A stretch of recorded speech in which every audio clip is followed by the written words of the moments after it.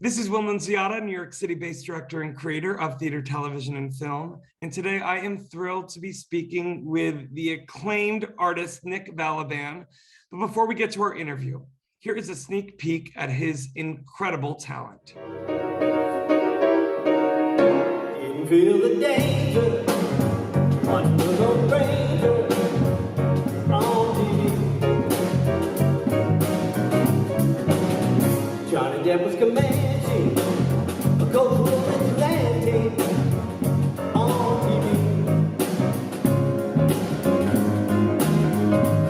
The one from Mercy's band, followed by an hand for repression of depression.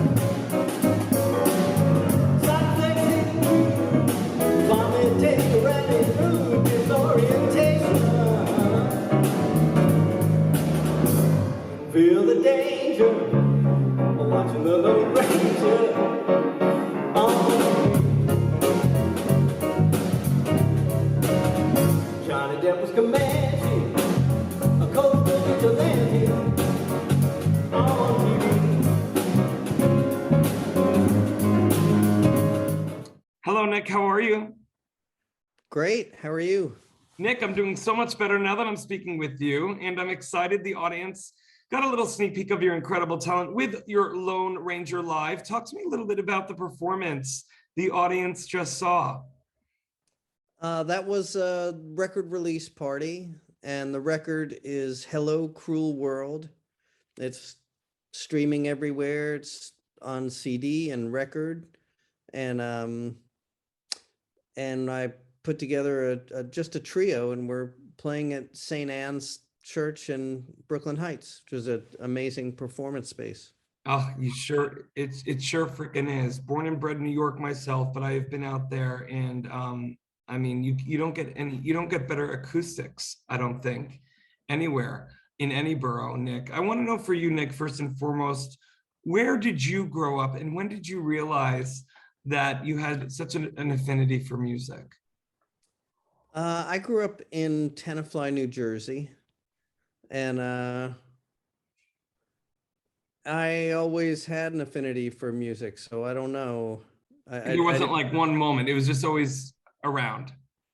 Yeah, I mean, it was just something that always made me feel great. That's amazing. Well, Nick, you've had such an amazing career. I mean, so much of your music has been seen, especially on children television programs. You know, many of which, you know, I grew up watching, and I know that are still being aired somewhere around the world, from Blue's Clues to, is it called Bubble Guppies? Yeah, Bubble Guppies, Word World. Talk to me about how you got into specifically composing music for children's TV shows.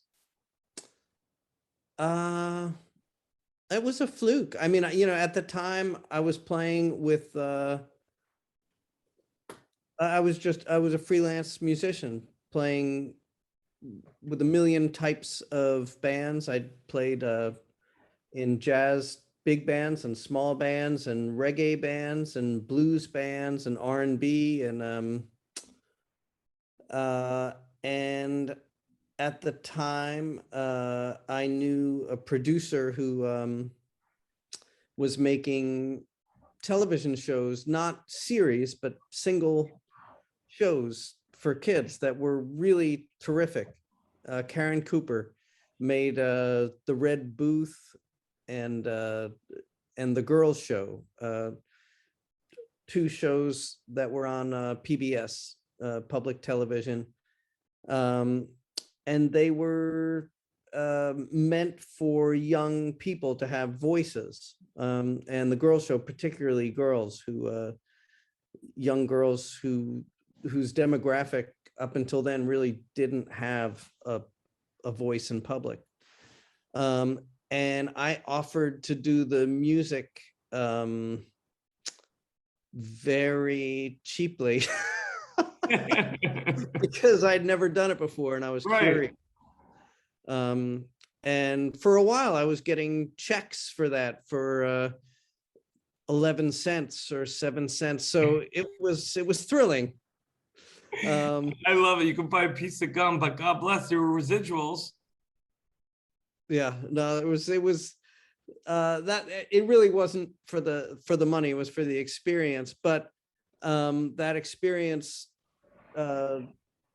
got me a phone call years later from an associate producer on that show who called and later said she was working on a show called Blueprints with a blue cat, and then it just went on from there. Then I made a demo for that, and we got that. Amazing. That's Yeah. amazing. Well, listen, you've also gotten to work as a musician with incredible artists. I'm curious to know what it was like working with the incomparable Ray Charles. Oh, that was a terrific day. Talk to me about it. Well, I mean, it's we gave him materials to where he was singing a song that I co-wrote, and and at the time, he had heard it, but he didn't have the words or anything. And I just saw him. I mean, he got a fax with the words in Braille, and just read the word like he was reading it while he was doing it, and then he had it. I mean, it was really To watch a genius at work so instinctually marry lyric to music, that must have been a really cool. I mean, granted, also you're freaking, I mean, no one can ever take that away from you, Nick. The one and only Ray Charles singing a song you co-wrote, that must have been thrilling. it was incredibly thrilling, and at the time frightening. And we just wanted to I just kind of wanted to survive. I didn't know. That's right. Yeah, you're so funny. Yeah, I don't want to get into it with me, but I've had the opportunity to work with some heroes of mine, and that's such a great. I never thought about it, but you're right. Looking back, it was just literally not about staying in the moment and enjoying it. It was literally surviving. Yeah. That's me. Yeah. Talk to me also about working with Patti LaBelle. What was that about? That was a lot more comfortable. And a lot of that had to do with just who she is. Yeah, I mean, Ray Charles was a star the whole time. that's right. And, I mean, that's not anything against him. He's a great star. But he had to be kind of, you have to treat him sort of at a distance. He's not the kind of guy that you get chummy with right away. That's right. Patti LaBelle was so immediately personable and sweet and lovely and easy to be around. I mean, I just kicked myself for not getting her contact info, not to work with again necessarily. I mean, I would have loved that, but to invite her for dinner. I just wanted to have her over and hang out with her. That's amazing. That's amazing. Yeah. Nick, wow. Also, Nick, obviously these past 18 months have been, crazy for all humans, but especially artists. I'm curious, like, what you were able to do during the past 18 months to kind of keep your creative juices flowing. That was challenging. I mean, I'm sure, and